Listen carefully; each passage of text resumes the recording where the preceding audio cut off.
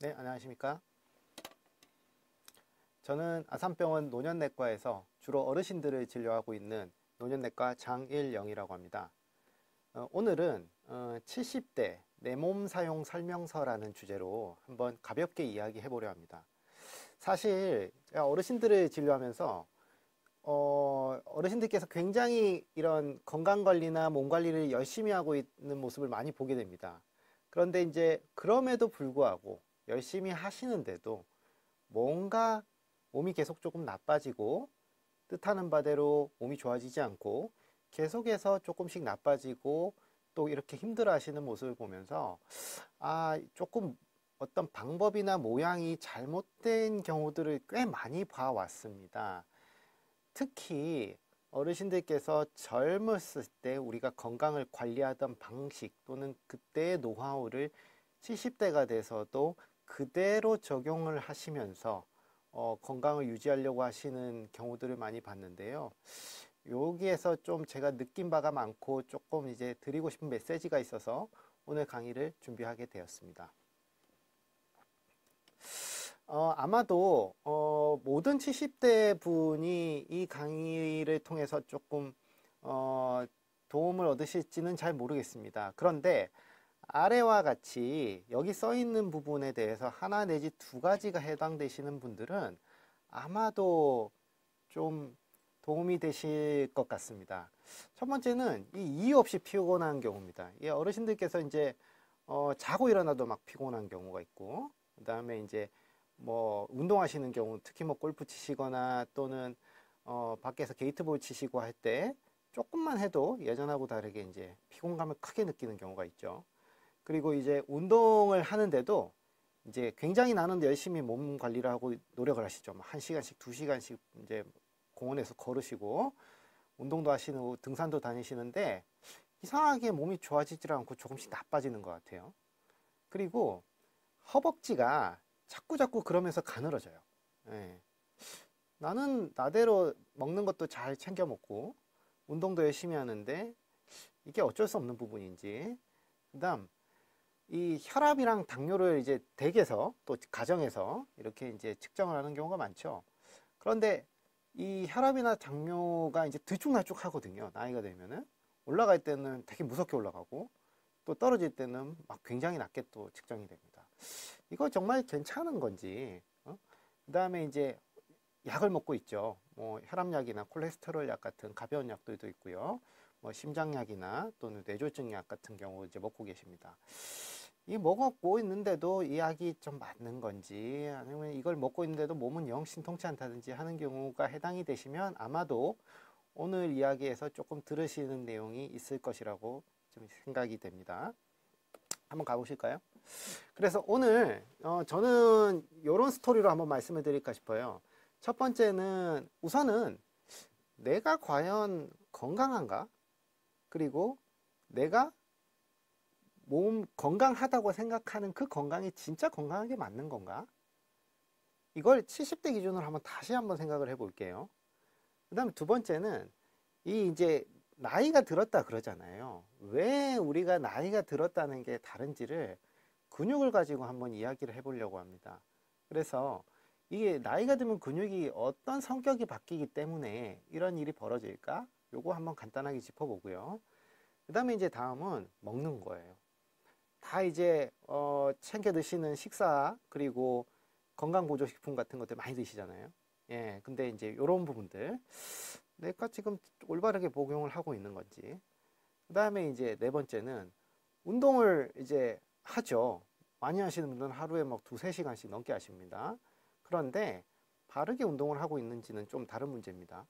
그래서 요걸 한번 보고, 그다음 마지막으로 그래서 이제 제 경험상 현명하게 이렇게 건강 관리를 하기 위해서 무엇이 달라야 되나, 그리고 무엇이 좀 필요한지, 이게 이제 나이가 들었으니 게 뭐가 달라야 되는지에 대해서 한번 메시지를 드리려고 합니다.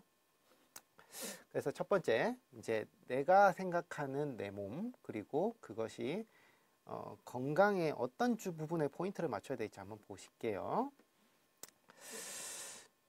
자, 이 영상을 보시는 분들께서 나는 진짜 건강한가요? 라고 물었을 때 아마 우리나라 통계조사로는 한 절반 이상에서 건강하지는 못하시는 걸로 답을 많이 하시더라고요. 그런데 건강하다는 게 어떤 의미죠? 특히 이렇게 60대, 70대, 80대에게 건강하다는 게 어떤 의미일지 한번 생각을 해봅시다. 자, 그 두 환자분이 외래로 오세요. 진료를 보러 오십니다. 두 분 다 나이가 같아요. 70대시고요. 나이도 똑같습니다. 다른 뭐 어떤 병력도 다 똑같은데 딱 하나만 달라요. 한 분은 뇌졸중만 있는 분이에요.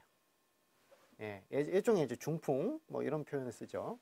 예전에 뇌졸중을 앓으셨던 분이 있고요. 한 분은 그냥 다른 큰 병 없었고 그냥 혈압만 있으세요. 고혈압만.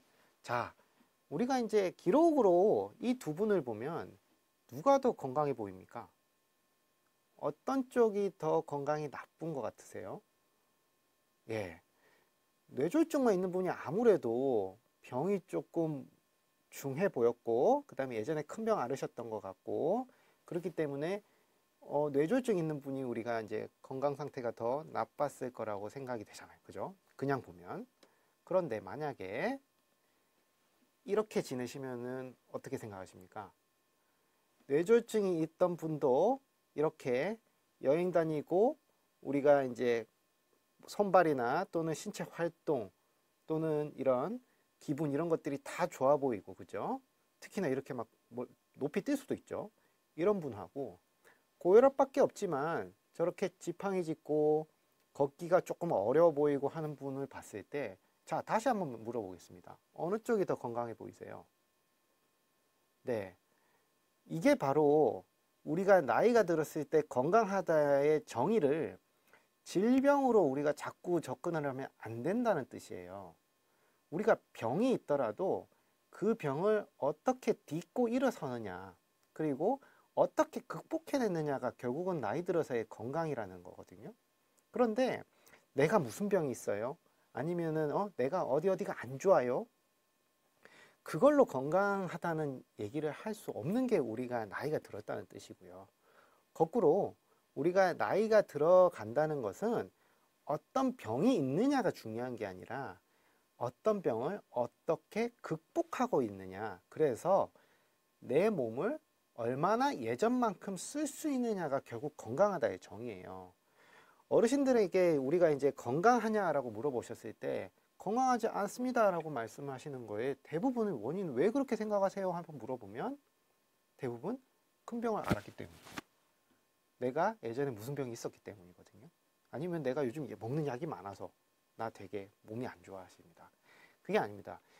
병이 없고 약이 적더라도 내가 신체 활동이나 또는 기억력이나 또는 근육량이 적으면 이게 지금 더 건강하지 않을 수 있습니다. 그리고 사실은 여기에 있는 혈압만 있는 이 고혈압만 있는 이 오른쪽 어르신이 사실은 더 빨리 돌아가실 것 같아요.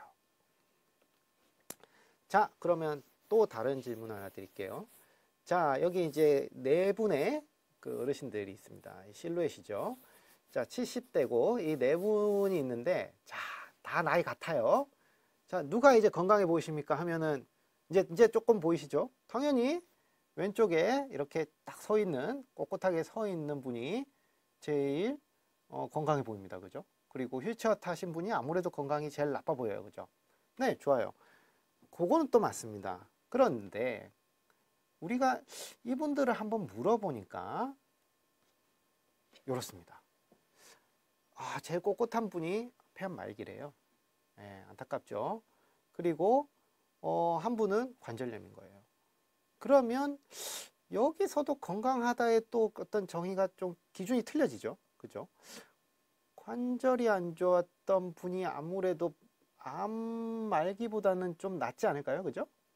네. 그래서 우리가 건강 상태를 어르신들의 건강 상태를 일직선으로 이렇게 줄을 세워서 당신은 당신보다 낫습니다. 또는 어머님은 아버님보다 건강하지 않습니다라는 말씀을 드리는 게 사실은 굉장히 어렵고 그거를 주변 사람들이나 또는 다른 분들이 우리가 얘기하는 걸 곧대로 우리가 받아들여서 순서를 매기기가 굉장히 어려워요. 예를 들면은 우리가 이제 관절만 안 좋기 때문에 뭐 관절이 여기저기가 안 좋으면은 아플 수 있죠. 그죠? 근데 무릎 하나만 안 좋으신 분하고 그다음 무릎, 허리, 어깨, 팔 다 안 좋으신 분하고 또 다르고. 그죠? 그리고 그 관절이 안 좋은데도 불구하고 어떤 분들은 굉장히 잘 다니시거든요. 그죠? 근데 우리가 이제 세간에 주변 특히 우리 동년배 어르신들 또래 분들께서 그러시잖아요. 야, 어디가 안 좋으면은 어떻게 된다더라. 어디가 안 좋으면은 어떻게 됩니다. 뭐 약을 해야 된다. 치료를 해야 된다. 굉장히 이제 치료를 받은 분들이 많기 때문에 옆에서 훈수를 두는 분들이 되게 많아요. 그죠? 그런데 이것을 사실은 곧이곧대로 받아들이기에는 내 자신이 너무 복잡해요. 복잡하고 내가 단순히 병만 가지고 내 건강을 딱 몇 점 이렇게 하기가 없잖아요. 그렇게 할 수가 없거든요. 그렇기 때문에 주변에 이런 어떤 우리 무용담들 있잖아요. 나 이렇게 하니까 뭐 이런 치료를 받았다. 아니면 이렇게 하면 좋아졌다. 이런 것들을 나한테 그대로 적용하기에는 좀 어려워요. 이게 젊었을 때는 좀 되거든요.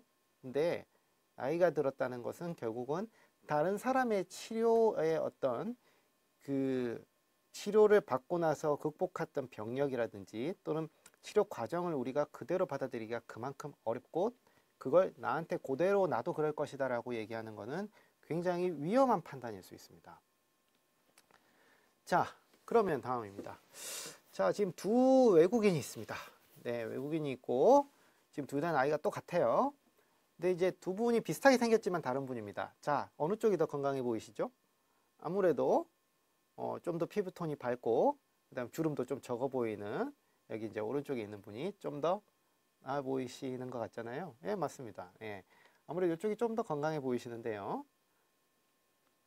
자, 몸매가 이렇습니다. 자, 한쪽은 피부가 별로 안 좋아 보이고 주름도 좀 많아 보이시지만은 몸에 근육이 되게 많고 탄탄한 근육을 가지고 있고 운동도 되게 잘 하실 것 같이 보입니다. 이쪽과 피부는 좋고 관리는 굉장히 잘 되고 있고 온화한 미소에 화장까지 잘 돼 있죠. 그런데 이제 비만이 좀 많아 보입니다. 그죠? 평소에 운동은 조금 못 하신 것 같아요. 그리고 지금 저 비만이면은 아무래도 허리랑 무릎, 어깨 다 안 좋으실 것 같은데요. 그리고 콜레스테롤도 좀 높을 것 같다고 예상이 됩니다. 건강하게 또 다르잖아요. 저 얼굴만 갖고도 우리가 얘기 못 합니다. 그죠? 그런데 이 두 분이 20년이 딱 지나고 10년이 지나면 또 다시 이렇게 돼요. 자, 다시 앞으로 한번 돌아가 볼게요. 자, 이분들이 나중에 시간이 지나서 보면 다 이렇게 됩니다. 왜 이런 차이가 벌어질까요? 네. 우리가 이런 기억력 관리, 그리고 기분, 정서 기능이라고 그러죠. 우울증이나 기분, 유쾌함의 관리가 이렇게 많은 차이를 나타낼 수도 있습니다. 그게 꼭 비만이나 또는 근육 관리뿐만이 아니라 우리가 정신 건강에 대한 관리라 그러잖아요. 요게 같이 안 되면 천하에 좋은 약을 먹고 좋은 음식을 먹고 확실한 운동을 해도 결국은 이렇게 나이가 들어감에 있어서 굉장히 불행해질 수가 있습니다. 그래서 자, 이 시점에서 우리가 다시 한번 돌아보세요. 지금 내가 건강한가? 그리고 나는 내 상태를 명확하게 알고 있는가? 내 질병은 아는데 내 몸은 잘 모르고 있는 거 아닌가? 그리고 내 정신 건강이나 기억력은 온전한가? 이걸 한번 좀 다시 한번 생각해 보시길 바라고 여기에서 내 건강을 한번 다시 정의할 수 있어야 돼요. 여기서 만약에 내가 문제가 정말 없다고 하시면 그분 정말 건강한 것입니다. 그런데 대부분은 두 부류예요. 첫 번째는 너무 복잡해서 나는 내 건강이 어떤지 모르겠어 하시는 분들이 있고요. 그다음 한 부류는 내가 이러이런 병이 있지만 난 그래도 괜찮아. 그래서 나는 지금처럼 해도 될 것 같아 하는 분이 있습니다. 이런 분들은 괜찮아요. 우선 조금 더 시간이 여유가 있기 때문에 급하게 서두르실 필요는 없습니다. 그러나 지금 내가 내 몸 상태가 어떤지 모르는 분들, 그리고 내 건강 상태에 대해서 방향을 못 잡겠는 분들은 뒤에 영상을 계속 한번 시청해 보시는 거 좋을 것 같습니다. 진짜 건강 상태를 알아야 그 다음을 우리가 논할 수가 있습니다. 근데 우리가 이제 어떤 건강 상태를 우리가 이야기함에 앞서서 이제 나이가 들면은 공통적으로 모든 사람들이 몸에서 어떤 변화가 생기는지를 오늘은 근육 중심으로 한번 좀 이야기를 해보려고 해요. 지금 이제 보시면은 막 뭐 영어 일단 보지 마시고요. 자, 저 사람이 있고 막 빨간색으로 점이 막 있습니다. 나이가 들면은 다 안 좋을 수 있는 곳이에요. 그죠? 여기서도 지금 보시는 분들께서 안 좋으신 포인트들이 몇 개인지 이렇게 쑥 세볼 수도 있습니다. 물론 저거보다 더 많이 안 좋습니다. 대부분. 보통 우리가 70대 분들은 저기에 있는 점 중에서 평균적으로 7군데는 아프다는 통계가 있습니다. 즉 내가 심장이 안 좋고 혈압이 있고 그 다음에 어떤 예전에 큰 병을 앓았다 하더라도 저런 식으로 나를 괴롭히는 병들이 7개 가까이 있다면 그게 오히려 여러분들을 더 힘들게 하고 괴롭히는 게 아닐까요? 그렇죠? 그래서 질병이 내 질병으로만 너무 관리하려고 하시는 게 아니라 몸 전체를 관리하셔야 되고 그동안 질병이 아니라고 생각하고 그냥 나이 들어서 생기는 문제라고 했던 이런 부분들에 대해서도 다시 한번 생각해서 그게 정말 내 질병이 아닐까라는 생각을 한 번쯤은 하셔야 합니다. 특히 우리가 이제 이런 게 있습니다. 나는 원래 젊어서도 이랬어 하는 그런 것들이 있습니다. 뭐 사람마다 다 있죠. 예. 젊어서부터 난 변비가 오래됐어. 그래서 원래 내가 젊었을 때도 5일에 한 번 화장실 갔어. 근데 난 괜찮았었어. 예, 이렇게 우리가 얘기할 수 있죠. 그 다음에 불면증. 밤에 깊이 못 자고 늦게 자고 그 다음에 꿈 많이 꾸고 그걸 젊었을 때부터 그러신 분들 많죠. 그리고 이제 소화. 특히 이제 좀 여성분들이 좀 많으신데 고기 소화를 평생 못 하신 분들도 있습니다. 원래 고기만 먹으면 쉽게 체하고 소화가 안 되고 그 다음에 뭐 어떤 경우는 막 신물이 너무 올라온다든지 또는 막 토하는 분들도 있죠. 젊었을 때도 이랬던 분들이 지금도 그러실 수 있습니다. 그 다음에 원래도 젊었을 분들 마른 분들 젊었을 때도 되게 마른 분들 뼈 약하죠. 아마 50대 40대 골다공증 있습니다 라는 그런 진단 들으신 경우도 있을 겁니다. 원래병 같은 경우도 있잖아요. 그리고 원래가 좀 예민했던 좀 이렇게 매사에 이렇게 조금 소극적이거나 아니면 깜짝 잘 놀래시거나 또는 어떤 사람의 어떤 대인관계에 있어서 굉장히 예민하신 분들도 있습니다. 근데 문제는 이제 젊어서 이런 분들, 이런 성격, 이런 속성이 있는 분들, 이런 성격이 있는 분들이 나이가 들어서도 우리가 계속 이렇게 된다면 괜찮은 걸까요? 그 다음에 또 한번 생각해 볼 부분은 이게 나이가 들어서 이제 다들 한 번씩 겪는 이런 문제들입니다. 원래는 없었는데 나이가 들면 한 번씩 넘어질 수 있죠. 그죠? 그리고 나이가 들면은 걷기가 좀 어려울 수도 있습니다. 나이가 들면 변이 좀 잘 안 나오고 변비가 좀 생길 수 있습니다. 뭐 2, 3일에 한 번씩, 3, 4일에 한 번씩 대변을 보는 습관이 바뀔 수 있고요.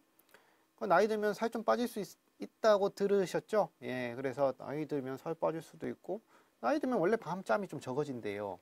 세간의 속성과 어떤 소문들, 그리고 주변의 어떤 많은 말씀들을 들으셔서 이런 내용들 조금 잘 아실 거라고 생각합니다. 근데 이게 진짜 괜찮은 건가요? 이런 일이 생기는 것을 그냥 단순히 우리가 이제 나이 들어서 이런 거야. 그래서 어쩔 수 없어. 라고 우리가 하면 괜찮은 걸까요? 괜찮은데요. 문제는 뭐냐면 이게 이제 나이가 들었다 하잖아요.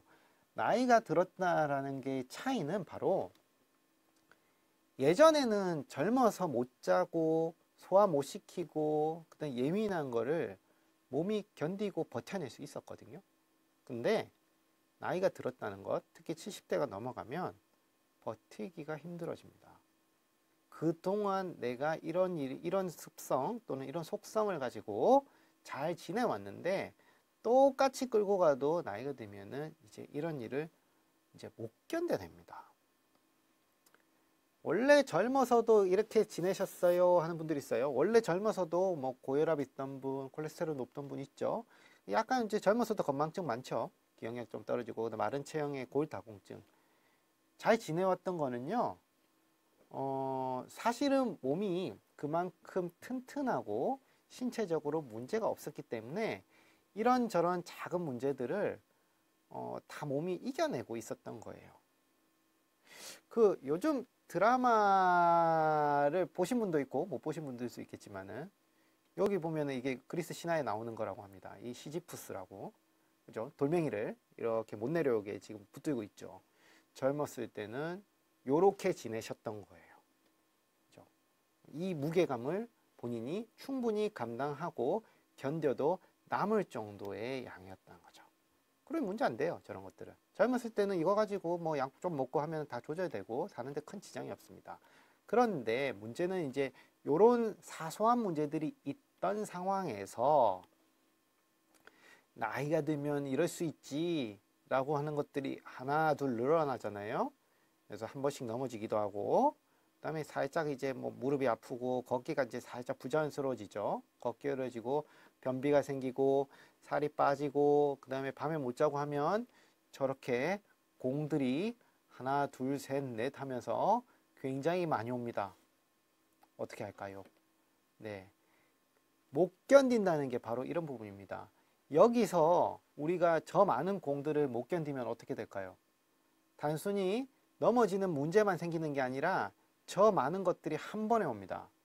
즉 하나가 무너지면 다른 기능들 같이 문제가 연쇄적으로 생길 확률이 높고, 그리고 그런 것들이 복잡하게 얽히기 시작하면서 이게 내가 나이가 들어서 생기는 건지 아니면 병이 생기는 건지 아니면 내가 건강관리를 잘못하는 건지 자꾸 헷갈리게 됩니다. 즉 제가 지금 드리고 싶은 말씀은, 젊었을 때 나 이래 왔다, 그리고 나이 들어서도 이런 일이 생기더라 이런 것들을 가벼이 보지 마시고 지금 이 시점, 내가 70대에 들어가는 이 시점에서도 이게 있는지, 그리고 이걸 정말 이대로 놔둬도 되는지를 검토하시라는 얘기입니다. 이제는 못 견딜 수 있습니다. 공이 너무 많이 내려오거든요. 그 현철 씨 노래잖아요. 이게 손대면 톡 하고 터질 것 같은 것이 저렇게 공이 많이 이렇게 내려오고 겨우겨우 공을 들고 이렇게 붙들고 있는 상황에서 이제 무슨 일이 생기죠. 뭐 예를 들면은 우리 사위나 아니면은 며느리가 이제 크게 이제 상심시키고 애를 먹이는 그런 경우라든지, 아니면 요즘 뭐 이렇게 집을 팔고 났더니 집값이 너무 많이 올라 버렸다든지 하는 이런 엄청난 스트레스들, 그죠? 오면 몸이 결국은 급격히 나빠집니다. 그래서 이런 작은 변화들이 내 몸에서 자꾸자꾸 생겨나고 있을 때, 야, 이것이 나이 들어서 그런 거야, 아니면은 야, 이거 뭐 혈압 때문에 그렇겠지 라고 하는 것도 결국은 내가 나빠질 수 있는 요인, 즉 위험성만 늘어나고 결국 무슨 일이 생겼을 때 내가 결국 못 일어날 수 있기 때문에 요거는 꼭 신경을 쓰고 있어야 돼요. 그래서 일단 첫 번째 메시지는, 젊었을 때 하던 방식으로 몸 관리를 하려고 하시면 안 됩니다. 요게 첫 번째 메시지입니다. 근데 그러잖아요. 지금 몸 관리 안 하시는 분 있나요? 우리가 이번에 코로나 오고 나서 제일 사실 건강적으로 타격이 컸던 연령대가 우리 이제 시니어 계층입니다. 그렇게 평소에 바깥 활동 열심히 하셨고, 그 다음에 복지관부터 시작해서 헬스장, 골프장 많이 다니셨거든요. 수영장. 근데 그분들이 이제 바깥 활동을 못하게 되니 그만큼 건강 나빠진 분들도 제일 많은 게 또 우리 시니어 계층입니다. 그래서 몸 관리를 안 하시는 분이 없다고 할 정도로 이렇게 우리가 건강 관리하시는 분들이 많습니다. 그런데 이분들이 정말 괜찮게 관리를 하셨는지는 한번 뒤에 한번 볼까요? 사실은 시간이 조금 많을 수 있습니다. 특히 우리가 이제 직장을 다니시지 않거나 다니신다 하더라도 우리가 예전처럼 막 야근하고 이렇게 막 하루 종일 일하시지는 않기 때문에 여유 시간이 되게 많거든요. 그래서 이 어떤 매일매일 관리하는 시간이나 어떤 기회가 되게 많고, 그렇기 때문에 하루하루가 달라요. 이런 경우는 우리가 한번 생각해 봐야 됩니다. 중요한 거는 더 열심히 하려는 노력보다 방향이에요. 방향. 즉 매일매일 관리하기 때문에 조금만 각도가 잘못돼도 나한테 맞지 않아도 점점점 엉뚱한 방향으로 가고 있을 확률이 높고, 그리고 내가 조금만 방향만 바꿔놔도 당장은 효과가 안 나타나겠지만 시간이 갈수록 조금씩 좋아지는 경우를 또 충분히 만날 수가 있습니다. 그래서 이제 나이 든 근육을 한번 이해를 하러 가볼게요. 자, 우리 옛날에 이런 적이 다 한 번씩은 있으셨죠, 그죠? 예, 그래서 이제 이런 나이 든 근육이라는 게 뭐가 달라지는지 한번 보실까요? 우리가 이제 똑같이 허벅지잖아요, 그죠? 근데 허벅지 MRI를 이렇게 딱 찍어보면 두 개 이제 20살하고 근데 이제 78세가 좀 다릅니다. 보니까 지금 이제 저기 까맣게 보이는 부분들이 이게 다 근육입니다. 보니까 부피는 비슷해요. 부피는 비슷한데 안에 있는 근육량이 틀리고 또 하얀 부분이 좀 다르죠. 어쨌든 근육이 좀 많이 줄어듭니다. 나이가 되면. 겉으로 보기에는 똑같습니다. 그런데 이 이제 또 다른 그림입니다만 이 노란색 부분들이 결국은 뭐냐면 지방이에요. 우리가 이제 근육이 줄어들면서 그 사이를 지방이 가득 채우게 됩니다. 즉 우리가 이걸 근감소증이 오면서 그리고 이제 그 주변에 이제 지방이 침착됩니다. 이런 얘기를 합니다. 즉 근육이 줄어들고 지방은 좀 많아져서 약간 우리가 이제 고기에서 보면은 약간 마블링이라 그러잖아요. 하여튼 좀 좋지 않은 마블링 같이 이렇게 생기게 되는 게 우리가 나이 든 근육이라고 합니다. 근데 이제 여기서 중요한 거는 뭐냐면 근육은요 24시간 내내 먹고 만들고 또 사라져요. 이게 되게 중요한 겁니다. 24시간 내내. 그 근육은 우리가 이제 근육도 먹고 살아야 되잖아요. 뭔가 영양분을 공급을 받고 그 다음에 이제 이것을 이제 우리가 이제 영양분을 입으로 먹으면 그게 소화가 되고 흡수가 돼서 이제 근육으로 간단 말이에요. 근데 이제 근육이 좋아하는 게 있고 근육이 필요한 게 있습니다. 뭘 먹고 살까요? 밥, 뭐 고구마빵, 그다음 견과류 뭐 이런 것들도 있고 다 이제 어르신들 많이 좀 챙겨 드시는 것들이죠. 근육은요 다 먹고 살아요. 잡식성입니다. 그런데 그 중에서 제일 많이 필요하고 제일 항상 필요한 게 있습니다. 그게 바로 단백질입니다. 그 근육은 기본적으로 우리가 이제 고기 생각하면은 맞습니다. 고기로 구성되어 있는데 탄수화물하고 지방도 다 필요해요. 비타민도 필요합니다. 그런데 가장 중요한 거는 단백질이고 단백질이 있어야 실제로 이 영양분을 흡수해서 힘도 내고 그 다음에 새로운 단백질을 계속 만들어내면서 우리 근육을 유지하고 새 걸로 바꿔주는 역할을 합니다. 단백질이 제일 중요합니다. 현재는. 그런데 우리가 이제 단백질 중에서는 단백질을 막 잘게 분해시켜 놓은 거, 소화시켜 놓은 거죠. 그걸 아미노산이라고 하거든요. 그러니까 이제 우리가 고기를 입으로 먹으면 장에서 이렇게 소화가 되고 분해가 되면서 아미노산으로 분해가 되고 흡수가 됩니다. 이런 걸 먹으면 이제 근육이 생기고 또 근육이 생기고 나면은 좀 우리가 운동을 한다든지 아니면은 그냥 안 쓰고 쉬면 이게 이제 분해가 되면서 다시 아미노산으로 가고 이 과정이 반복이 되는데 나이가 들면은 단백질이 있어도 근육이 잘 생기지 않게 되고 근육의 분해되는 속도는 계속 유지가 되거든요. 그러니 생기진 않는데 자꾸 망가지는 거예요. 그러니 평소보다 아미노산을 사실은 훨씬 더 많이 먹어야 돼요. 젊었을 때보다 아미노산이 많이 먹어야 되고 거꾸로 단백질이 부족하면 근육은 안 생깁니다. 여기서 안 생긴다는 것은 아무리 본인이 운동을 열심히 하고 뭔가 노력을 하더라도 근육은 생기기 어렵습니다. 그래서 단백 없고 아미노산 없이 내가 근육 늘어야지 라고 하시는 것은 아주 단기간 효과고 거의 이제 장기적으로는 생기지 않습니다. 그래서 단백질, 특히 아미노산은 우리가 잘 드셔야 되는 것이 필수적이라고 볼 수 있겠습니다. 특히 우리가 이제 운동을 하면은 이 과정을 조금 더 도와주긴 해요. 그러니까 이제 좀 촉진한다 그러죠. 그래서 우리가 단백질이나 아미노산 이런 것들을 먹으면서 운동을 하면 그게 우리가 근육 생성을 더 빠르게 하는 그런 강한 촉진제가 되기 때문에 우리가 운동하세요 권해드리는 거예요. 그죠? 다만 여기서 위치가 보면은 운동한다고 근육 생기는 게 아니죠. 아미노산 단백질이 있어야 생긴다는 거잖아요. 운동은 도와주는 거. 그러니 우리가 운동은 근육을 위해서 돕는 거. 실제로 재료가 필요한데 재료는 단백질, 아미노산. 됐죠? 그리고 아미노산 중에서도 다른 것들은 우리가 필요한 만큼 간에서 막 이렇게 바꿔서 만들 수 있습니다. 그런데 필수 아미노산이 필요해요. 요거는 제가 뒤에서 한번 말씀을 드릴게요. 필수 아미노산이라고 하는 거는요, 우리 몸의 간은 되게 대단해가지고 우리가 떡을 드시든 고구마를 드시든 견과류를 드시든 필요한 거는 우리가 간에서 우리 몸에 필요한 걸로 다 바꿔가지고 몸으로 다 보내버립니다. 다 만들 수 있어요. 그래서 웬만큼 먹으면 문제될 게 없어요.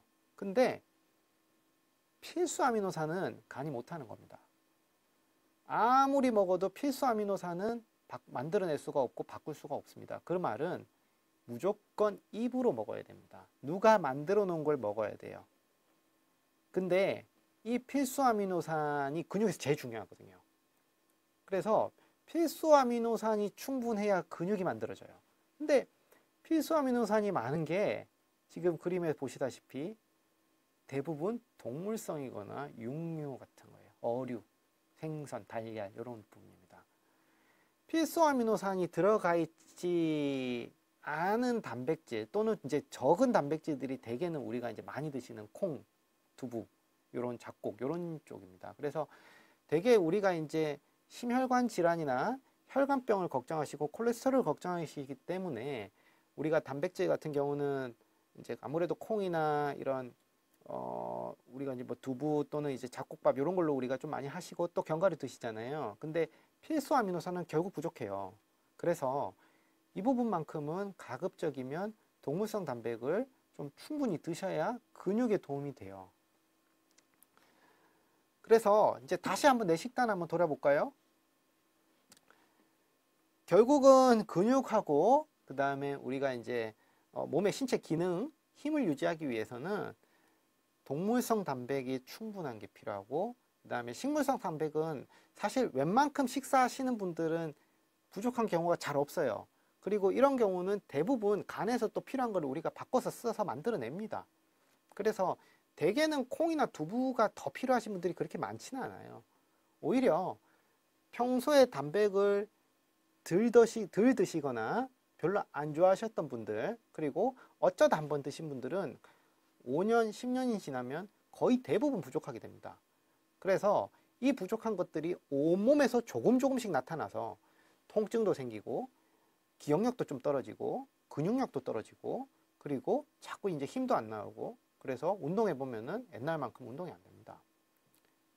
동물성 단백이 중요한 이유는 동물성 단백에 있는 필수 아미노산이 필요하기 때문입니다.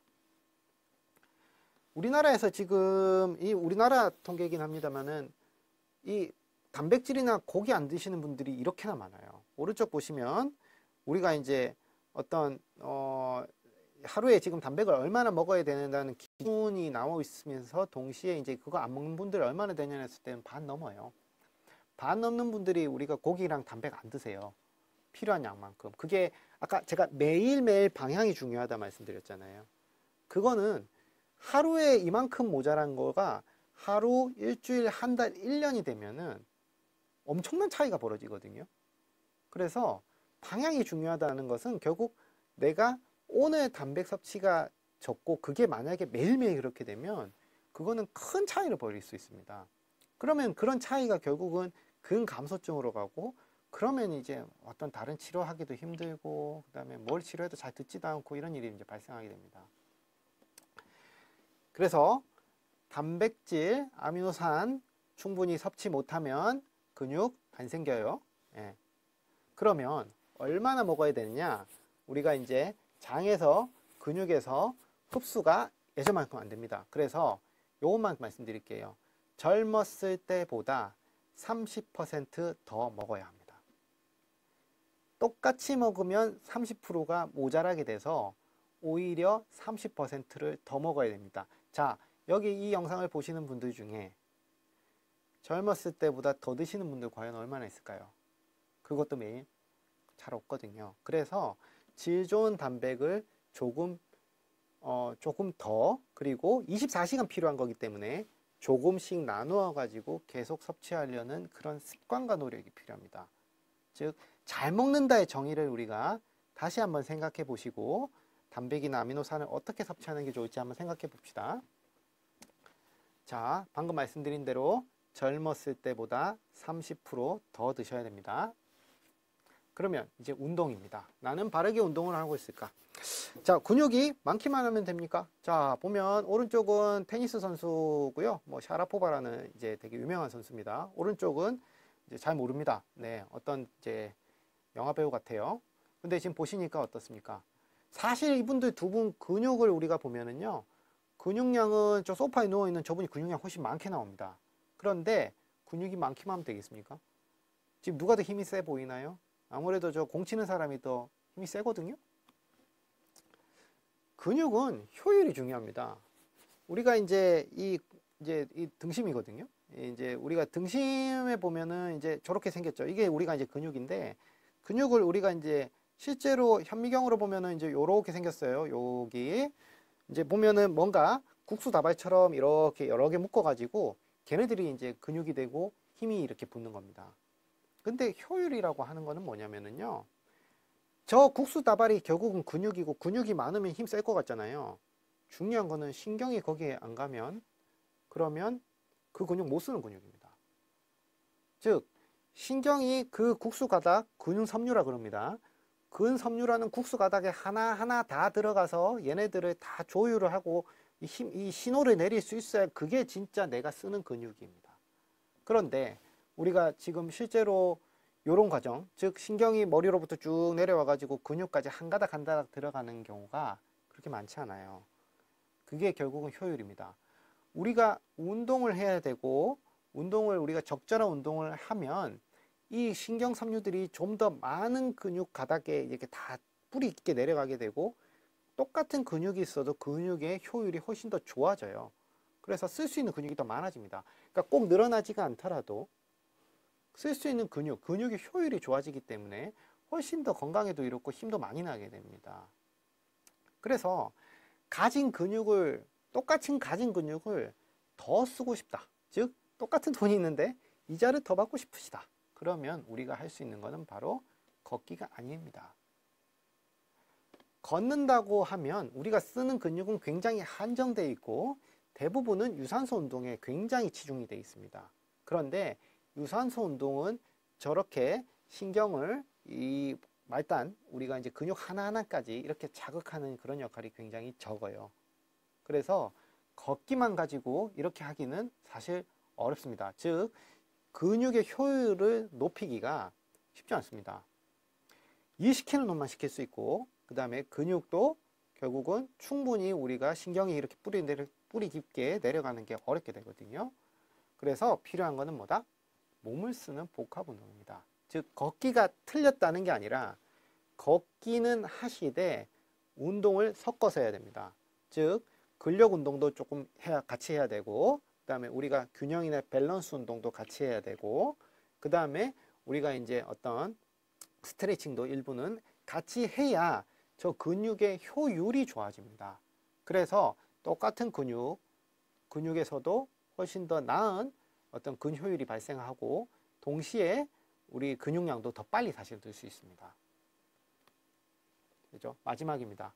그러면 이제 이런 바탕으로 해서 우리가 이제 건강을 어떻게 하면 좀 현명하게 관리를 할 수 있을까? 자, 나는 병원에 다니고 몸이 안 좋다고 생각을 하시는데, 이제 보통 이제 병원 가면 이러죠. 몸이 안 좋아요. 병원에 가면 이제 의사 선생님이 검사를 막 합니다. 검사 다 괜찮아요. 운동 좀 더 열심히 하십시오. 라고 할 수 있습니다. 네. 그러면 이제 어떻게 합니까? 명의를 찾아다닙니다. 전국에. 어디 뭐 내가 촬영할 수 있어서 무슨 명의, 어떤 명의 이러면서 이제 막 찾아다니십니다. 물론 필요는 할 수 있습니다. 필요는 할 수 있는데, 그게 만약에 한 번, 두 번에서 해결이 안 되면은요, 그건 한번 다시 생각해 봐야 됩니다. 특히나 우리가 지금 이제 이렇게 이제 어떤 큰 병원 다니시거나 또는 우리가 이제 어떤 내가 병원 진짜 가봐야 되나 할 때 되면은 이게 또 꽤 늦게 오시는 분들이 많아서 왼쪽에 있는 사진처럼 어르신들이 이제 거동도 많이 힘든 경우가 많은데 이런 경우에 우리가 막 이런 검사 막 시키시잖아요. 맞죠? 이런 검사 해보시면요. 그러니까 이제 이런 검사가 더 어려울 수도 있거든요. 그러면 나한테 맞는 어떤 진도도 필요해요. 그죠? 어떤 우리가 뭐 명의나 이렇게 훌륭한 선생님도 필요하지만 그걸 잘 고치기 전에 나한테 맞는 검사가 뭔지도 한번 좀 생각해 봐야 됩니다. 그래서 중요한 거는 내 상태를 바르게 진단하는 것입니다. 여기서 중요한 거는 바르게라는 겁니다. 잘이 아닙니다. 똑똑하게가 아닙니다. 바르게 진단하는 것입니다. 우리가 약 많이 드시잖아요. 그죠? 자, 우리 감기약 되게 많이 드시죠? 감기약. 감기약도 드시고 예전에 한번 기억을 떠올려 봅시다. 독한 감기약 먹으면 어떠시던가요? 입이 마르고 자꾸 졸리고 그 다음에 들어눕고 싶고 몸에 힘이 나른하게 힘이 하나도 없죠. 이 상황에서 운동 계속 하실 수 있을까요? 이런 입 마르고 기운 없고 힘 빠지고 어지러운 이 상황에서 우리가 뭔가 몸 관리를 한다고 했을 때 제대로 될까요? 발목을 붙잡고 있는 게 있으면 그거부터 끊어내야 돼요. 그거를 해결을 안 하고 자꾸 운동을 하고 아까처럼 필수 아미노산을 열심히 드신다고 얼마나 좋아질 수 있을까요? 문제가 될 효지, 즉 나의 어떤 성장과 발전할 수 있는 요소를 저해하고 있는 게 있으면 그거부터 우리가 좀 중단해야 되는데 70대 분들에게 약이란 이런 부작용이 늘어날 수 있다는 거예요. 무슨 말이냐면 나이가 들면 부작용이 하도 흔해가지고 병 주고 약 주고가 될 수 있습니다. 그죠? 이게 이제 약이 늘어나면은요, 나이가 들었을 때 우리가 이제 부작용 확률이 늘어난다는 게 이제 문제인데, 아까 이건 근육하고도 관련이 높습니다. 그러면 약이 9개가 되면은 부작용 확률이 거의 100%고 하나만 있어도 부작용 확률이 30% 가까이 됩니다. 근데 이게 내가 부작용인지 모르죠. 그냥 나이가 들어서 또 뭐가 좀 문제가 생겼다 이렇게 생각하실 수 있습니다. 그런데 어쨌든 약을 한 움큼 드시는 분들은 반드시 그 안에서 나하고 안 맞거나 아니면은 내가 지금 못 견디는 약이 있을 확률이 되게 높습니다. 그렇죠? 지금 여기 통계를 보시면 약 많이 먹고 잘못되는 분들이 되게 많죠. 예, 그래서 요런 것들을 염두를 하셔가지고 내가 약이 많고 그 다음에 약을 먹어도 뭐가 해결이 안 된다 싶으면 자꾸 우리가 이제 그 부분에 대해서 한번 원점에서 재검토를 하고 약을 조절할 수 있는 방법을 찾아야겠고요. 약이 정리가 안 되면 운동 못 합니다. 우리가 저렇게 어지럽고 하는데 어떻게 운동하겠습니까? 그죠? 그리고 세간에 광고가 또 많습니다. 그죠? 뭘 이렇게 사서 드세요. 아니면은 뭐 어디에 뭐가 좋습니다. 기억력에는 어떤 거, 간에는 뭐가 좋고, 그 다음에 뭐 우리 몸에 항산화 효과가 이렇게 하면서 많이 나옵니다. 정말 좋은 효과가 있는 거는요, 다 식약청을 통해서 우리가 병원에서 처방을 할 수 있게끔 만들어 놨습니다. 진짜 효과가 좋고 진짜 좋으면 병원을 통해서 우리가 처방을 할 수 있게 해드리고 동시에 나라에서 보험도 해드립니다. 그런데 효과가 일부 충분치 못하거나 아니면 어떤 분은 듣고 어떤 분은 안 듣기 때문에 아직까지 그렇게 못 들어오는 거라고 보셔도 돼요. 그래서 그게 효과가 없다는 뜻은 아닙니다. 그러나 이런 우리가 건강보조식품들이 나한테 한번 테스트를 해봤는데 뭔가 좋아지는 게 없거나 아니면 아닌 것 같다는 생각이 드시면 다시 원점에서 재검토하는 관점으로 한번 상담을 해보시기를 추천을 드립니다. 그래서 조언을 드리는 바는 다음과 같습니다. 첫 번째, 자, 오늘 내가 하는 운동과 식사가 맞는지 다시 한번 생각해 보시고요. 그리고 이전에 젊었을 때 내가 건강 관리하듯이 하면 안 됩니다.